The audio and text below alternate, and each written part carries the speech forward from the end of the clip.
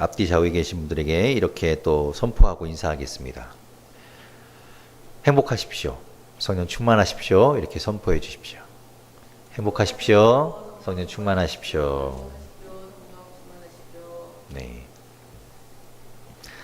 교회, 여러분 교회 그러면 어떤 생각이 드십니까? 교회 그러면 참 문제가 많은 곳이 또한 교회입니다.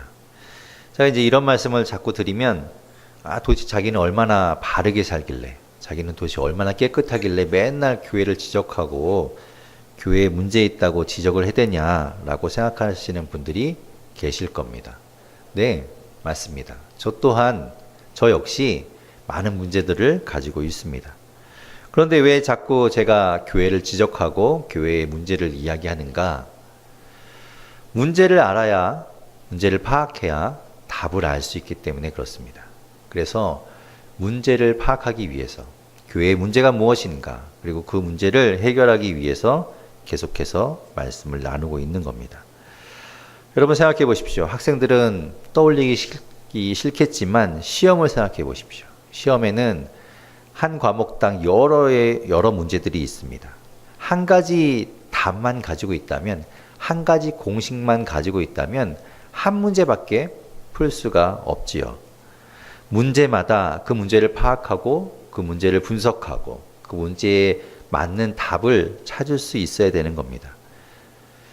요즘 한 대형 교회의 세습 문제가 교단에서도 마찬가지고 세상에서도 굉장히 큰 이슈가 되고 관심을 받고 있습니다. 그 교회를 향해서 여러 가지 이야기들을 합니다. 가장 많이 들리는 이야기는 교회가 개인의 것이냐, 정확하게 이야기하면 담임 목사의 것이냐라는 겁니다. 여러분, 교회는 누구의 것입니까? 교회의 주인은 누구입니까? 우리 함께 교회가 담임 목사인 저의 것입니까? 아니면 매주 헌금을 드리고 있는 여러분의 것입니까? 교회의 주인은 사람이 아닙니다. 교회의 주인은 사람이 될 수 없습니다. 교회의 주인은 하나님이십니다. 여러분, 맞습니까? 우리 함께 교회도 마찬가지로 하나님이 주인 되십니다. 저는 그냥 담임 목사로서의 역할을 담당하고 있을 뿐입니다. 여러분도 헌금을 많이 하고 헌금을 한다고 해서 교회에 여러분의 지분을 만들고 있다고 생각하면 안 됩니다. 내가 교회에 헌금을 이만큼 많이 했으니까 내 영향력이 이만큼 있고 내가 이 정도는 이야기할 수 있지, 내가 이 정도만큼의 목소리를 낼 수 있는 그런 자격이 되지라고 생각하면 안 된다는 겁니다. 교회는 세상의 기업도 아니고 세상의 단체도 아닙니다. 교회는 정말 특별한 곳입니다. 왜 특별한가 하면 이 땅에 있지만 이 땅의 것이 아니라는 겁니다. 그것이 바로 교회입니다. 요즘 제가 말씀드린 그 시끄러운 대형 교회를 향해서 교회를 담임 목사의 것, 개인의 것으로 사유화한다고 지적하고 손가락질하는 사람들의 실상을 들여다보면 자신들이 섬기고 있는 교회에서도, 그곳에서도 마찬가지로 마치 자신의 것처럼 교회를 생각하고 있는 그 모습들을 적나라하게 보게 되는 겁니다.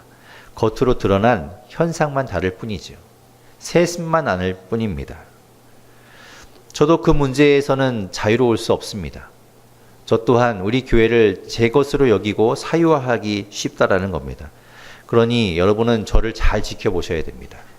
저 목사가 마치 자기의 것인 양 교회를 좌지우지하고 있지는 않은지, 교회의 주인이 하나님 되시는데 그것을 망각하고 있지는 않은지 여러분이 눈에 불을 켜고 주시하시고 저를 보셔야 합니다. 지켜보셔야 하고 저에게 지적을 해주셔야 합니다. 그리고 기도해 주십시오. 올바르게 목회할 수 있도록, 올바르게 교회를 이끌어갈 수 있도록 기도해 주시기 바랍니다. 그렇다면 교회가 하나님의 것이라면 누구의 방법대로 교회가 움직여야 합니까? 하나님의 방법대로 움직여야 맞는 거죠. 왜냐하면 교회의 주인이 하나님 되시기 때문입니다. 그렇지 않고 각자 각기 방식대로 자기의 방법대로 교회가 움직인다면 교회는 타락하게 되는 겁니다. 지난달에 우리 교회의 비전과 방향에 대해서 제가 선포하면서 첫 시간에 말씀드렸듯이 우리가 다 다른 사람들, 각기 다른 모습을 가진 사람들이 이곳에 지금 모여서 한 공동체를 이루고 있습니다. 그렇게 우리가 모두 다 다른데 하나가 되려면 구심점이 필요하고 공통 분모가 필요합니다. 공통된 것이 있어야 하나로 묶일 수 있겠죠. 여러분은 담임 목사인 저에게 맞추셔야 합니다. 하나님의 말씀과 하나님의 방법이 아니고 저의 생각과 제 지혜로 움직이는 저에게 맞추는 것이 아니라 하나님께 맞추어 가고 있는 저에게 여러분이 맞추셔야 되는 겁니다. 제가 하나님께 맞추고 여러분이 저에게 맞춘다면 우리 모두는 하나님께 맞추는 셈이 되는 겁니다. 우리는 변함없으시고 실수가 없으신 그 하나님께 맞추어 가야 합니다. 그것이 바로 올바른 길이고 올바른 기준이고 그것이 올바른 하나가 되는 겁니다. 이게 기본 바탕이 되어야 하는 겁니다. 그래서 제가 말씀드렸던 거죠. 여러 군데에서 들려오는 소리와 여러 방법들과 지혜라고 이야기하는 것들에 휘둘리지 마십시오. 마치 경주하는 말이 앞만 보고 달려가도록 이렇게 옆에를 보지 못하고 앞만 보도록 만든 그 안경을 쓰고 있는 것처럼 우리는 옆을 보지 않고 다른 것에 귀 기울이지 않고 하나님만 바라보고 가면 되는 겁니다. 3월 들어서 우리가 계속해서 큐티하고 있는 고린도 후서의 말씀과 오늘 우리가 읽은 고린도 전서의 말씀에서 나오고 있는 우리 고린도 교회, 이 편지를 받고 있는 이 고린도 교회는 정말 문제가 많은 교회였습니다. 지금으로 얘기해도 아마 교단에서 골칫거리였을 그런 교회였을 겁니다. 다른 교회들도 마찬가지로 문제들을 가지고 있지만 특별히 이 고린도 교회에게는 사도 바울이 길고 자세하고 세심하게 각각의 문제에 대해서 답을 하고 있는 것을 고린도 전서 후서를 통해서 우리가 볼 수 있습니다. 도대체 이 고린도 교회는 어떤 문제를 가지고 있었을까? 도대체 문제가 무엇이길래 얼마나 많은 문제를 가지고 있었길래 이 사도 바울이 고민하고 기도하고 그것들을 해결하기 위해서 애쓰고 수고했을까? 여러 가지 문제들이 있었지만 겉으로 표면적으로 드러난 공통적인 문제는 무엇인가 하면 분열이었습니다. 나뉘는 것이죠. 이런저런 이유로 교회가 나뉘는 겁니다. 자꾸 쪼개지는 겁니다. 자꾸 나뉘어서 서로 편을 가르고 다툼이 일어나게 되는 겁니다. 공동체에 파벌이 생기고 그리고 의견 대립이 생기다 보니까 서로 대립하는 일이 편이 갈라지는 일이 생기게 되었던 겁니다. 그 분열하게 되는 이유는 여러 가지가 있습니다. 오늘 우리가 읽은 본문 18절부터의 본문 앞에 보면 어떤 이야기가 나오는가 하면 누구에게 세례를 받았는가 그리고 그래서 내가 누구에게 속했는가를 가지고 파벌이 나뉘게 되는 것을 보게 됩니다. 나는 초대 목사님, 개척하신 이 고린도 교회의 초대 목사님인 바울에게 세례를 받았으니 나는 정통 바울파야. 나는 설립 멤버야. 너는 그 뒤에 오신 아볼로에게 세례를 받았으니까 너는 우리 밑이야. 야, 나는 예수님의 수제자인 베드로에게 세례를 받았고 베드로에게 가르침을 받았어. 어디 바울이 까부냐? 바울이 저리 가서 찌그러져 있어. 다들 웃기고 있네. 나는 예수님을 직접 본 사람이야. 너희는 예수님을 봤어? 나는 예수님을 본 사람이야. 내가 최고야. 어디서 까불고 있어? 이러면서 서로 파벌이 나뉘어지고 그렇게 다툼이 일어나는 겁니다. 교회 안에 세상의 서열, 세상의 계급 개념이 들어온 것이죠. 그리스도 예수 안에서는 모두가 형제이고 모두가 같은 자매인데도 불구하고 이렇게 계급이 생기고 서열이 생기게 된 겁니다. 물론 역할은 다를 수 있지요. 누구는 담임 목사로, 누구는 교사로, 누구는 찬양으로 각각 맡은 역할이 다를 수 있지만 그것이 서열이 되거나 계급이 되지는 않지요. 그런데 세상에 있는 서열 개념과 이 계급 개념이 교회 안에 들어오고 그래서 자신이 서로 우월하다고 서로 견주게 되고 그것 때문에 자기는 높은 지위와 대우를 받아야 한다고 서로 다투고 있는 모습을 보게 되는 겁니다. 또 이 뒤에 가면 어떤 문제가 발생하는가 하면 성적으로 타락한 문제에 대해서 서로 의견이 대립하게 되고 그리고 빈부에 따라서 누구는 더 부자고 누구는 가난한 거에 따라서 서로 파벌이 나뉘게 되고, 또 우상에게 바쳐졌던 재물을 먹을 것인가 말아야 될 것인가로 서로 대립하게 되고, 그리고 교회 안에 있는 여러 가지 은사에 대해서 내가 더 훌륭하고 내가 더 중요한 은사다, 당신보다 내가 더 우월하다라는 걸 가지고 나뉘게 되는 것을 보게 됩니다. 그리고 사도 바울이 그 각각 문제에 대해서 세심하게 그리고 자세하게 답을 하고 지적하는 것을 보게 되죠. 그런 다양한 문제들로 이 공동체가 하나 되지 못하고 교회가 분열되고 나뉘는 데에는 공통적인 원인을 하나 찾을 수 있습니다. 물론 다른 여러 가지들도 있겠지만 공통된 원인이 무엇인가 하면 오늘 본문 안에 등장하는 아주 중요한 단어가 있는데, 그 단어 때문에 분열되고 나뉘어지게 되는 걸 봅니다.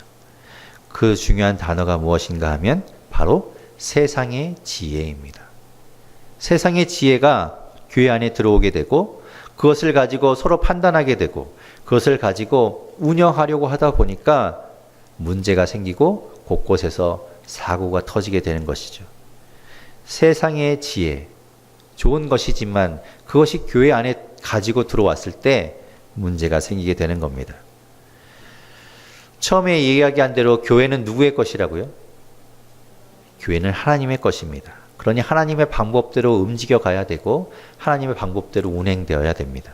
그런데 이 고린도 교회, 초대교회죠. 처음 교회가 세워진 이제 막 시작한 공동체, 어떻게 보면 때묻지 않고 가장 순수할 것 같은 이 공동체 안에 하나님의 방법이 아닌 세상의 지혜와 세상의 방법이 들어오는 그 순간부터 이 교회가 나뉘게 되고 갖가지 문제가 곳곳에서 터지게 되었던 겁니다. 그렇다면 하나님의 지혜, 하나님의 방법은 무엇일까? 결론부터 이야기하면 예수 그리스도를 통한 십자가, 그것이 바로 하나님의 지혜이고 하나님의 방법입니다.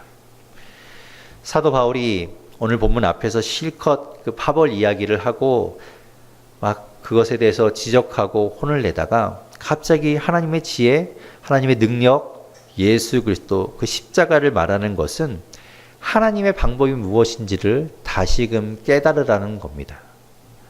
그것을 다시 되찾으라는 겁니다. 그 문제들을 해결하기 위해서는 하나님의 지혜로 돌아가야 한다는 것을 이야기합니다. 그 문제가 해결되어야 다시 하나로 뭉쳐질 수 있고 하나가 된다는 겁니다. 사도 바울은 18절에서 십자가의 도가 하나님의 능력이라고 이야기합니다. 우리 18절 말씀을 같이 한번 읽어보겠습니다. 18절 함께 읽겠습니다. 시작.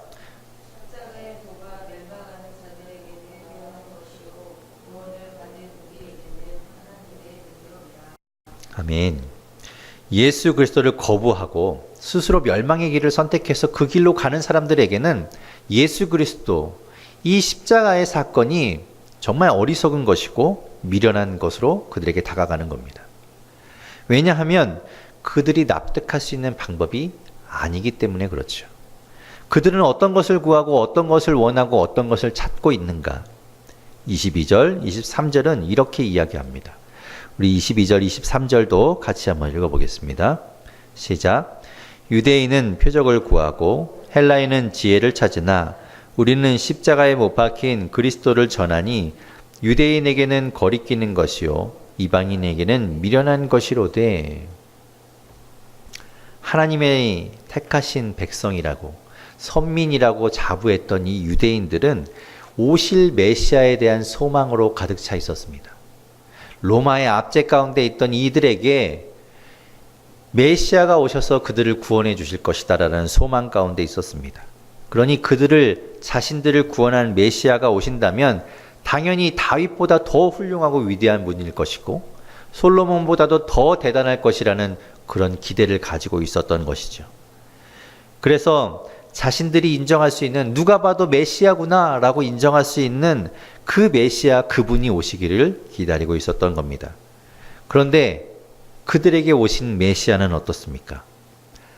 아주 힘이 없고 아주 연약하고 돌봄이 있지 않으면 살 수 없는 아기의 모습으로 이 땅에 오셨습니다.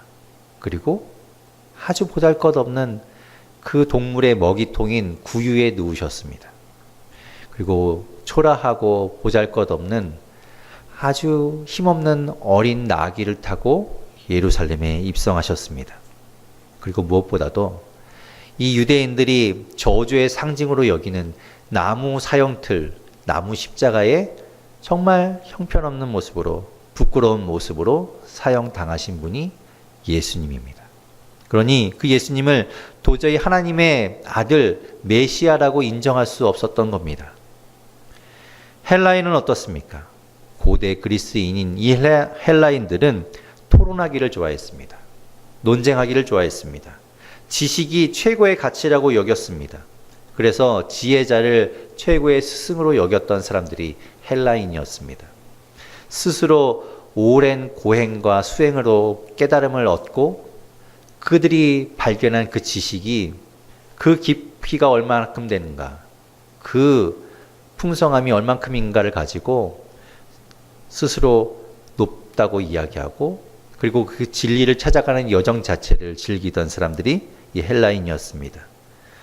신에 대해서도 마찬가지였죠. 신도 자신들이 찾아가고 자신들이 발견해야 했습니다. 깨달음을 통해서 발견한 신만이 자신들이 인정할 수 있는 신이었던 것이죠. 하지만 예수 그리스도는 어떤 분인가? 하나님이 이 땅에 오신 분이었습니다. 하나님이 인간을 찾아오신 겁니다. 가만히 있는 인간을 하나님께서 먼저 찾아오시고 먼저 다가오신 겁니다. 그렇게 거저받은 구원은 이 헬라인들은 받아들일 수 없었습니다. 내가 찾지 않은 이렇게 거저주는 값 없는 이런 은혜, 이런 구원이 무슨 구원이 되겠느냐라고 생각했던 거죠. 지식의 탐구 과정을 거치지 않았기 때문에 그런 겁니다. 하나님은 사람들이 그렇게 이해할 수 있는 방법, 사람들이 모두 다 수긍할 수 있고 납득할 수 있는 방법으로 우리를 구원하지 않았습니다. 그들의 지혜라는 것, 그들의 방법으로는 하나님을 알 수도 없고 볼 수도 없었습니다. 오히려 하나님은 그들의 방법, 그들의 지혜를 폐기하셨다라고 말씀하십니다. 오늘 말씀 19절과 20절 말씀을 같이 한번 읽어보겠습니다. 19절, 20절 함께 읽겠습니다. 시작. 기록된 바 내가 지혜 있는 자들의 지혜를 멸하고 총명한 자들의 총명을 폐하리라 하였으니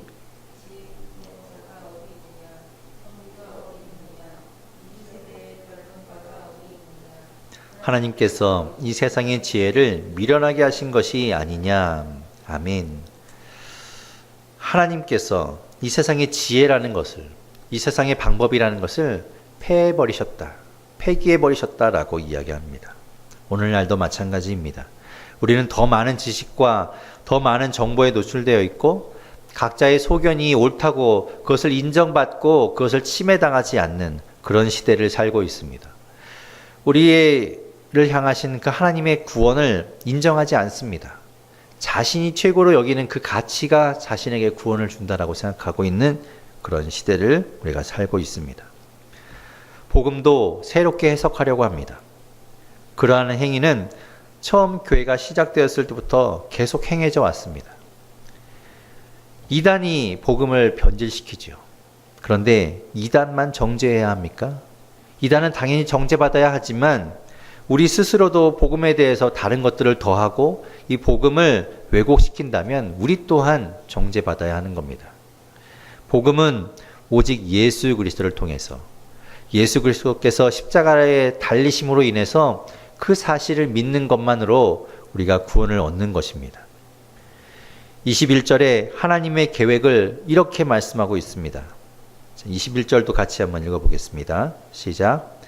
하나님의 지혜에 있어서는 이 세상이 자기 지혜로 하나님을 알지 못하므로 하나님께서 전도에 미련한 것으로 믿는 자들을 구원하시기를 기뻐하셨도다.